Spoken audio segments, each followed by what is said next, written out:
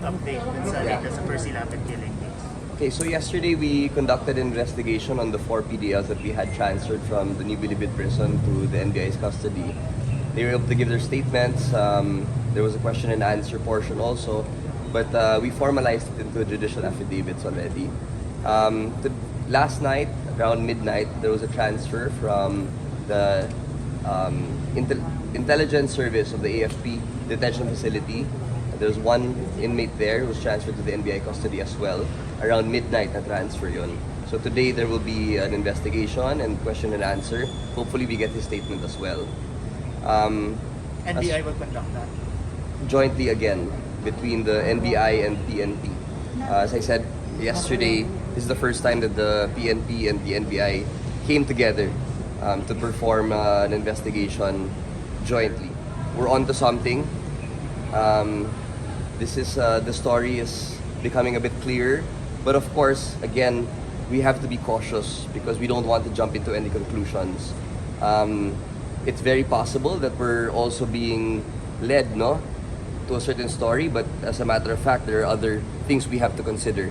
So the investigation, we have to step back and take a look at the story that we're building up here to make sure that this is really the storyline that we have to go down. We're not closing any other doors to the possibility of other people being involved also. We just have to be very cautious. Kaya I always say, I would rather comment on the substance of the statements and the information being given to us at a later date. Because if we give any information now, we might just be jumping into conclusions. Again, we have to be sure now we have an airtight case before we release any information on the substance to media. Dr. Fortune is asking for one more day. So tomorrow we will be releasing the report that Dr. Fortune will be coming up with. She's just asking for a bit more time to come up with a full report. Sir, anong dahilan bakit nag-extend si Dr. Fortune? Sabi niya, ngayon niya i-release, but anong pinaka-dahilan, sir? I'm not privy to the autopsy report that she's creating. Although I did hear that she wanted to come up with a thorough, at least 6 pages daw yung magiging report niya.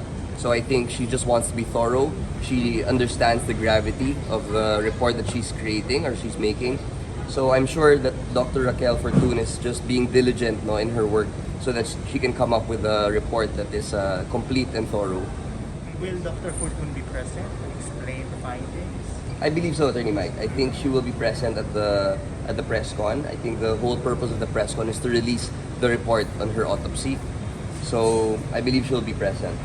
So yung ito pala sa statement na hindi natin na tinatama yung ibang information. Pero parang in general, mas malinaw natutukoy natin sinong ano nangyari dito sa middleman and kay Percy.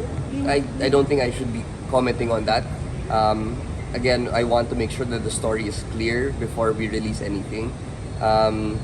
Let's just say this, the statements were made and so they were all, but like I said also, we're not closing the possibility to other stories being created, and we don't want to jump into conclusions, and we don't want to say that we're sure that this is the only possible story behind the killing.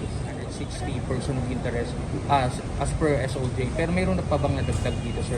Bukod sa 4, ilan na yung total? At ngayon ba nagpapatuloy yung pagkuha ng statement na itong mga person of interest?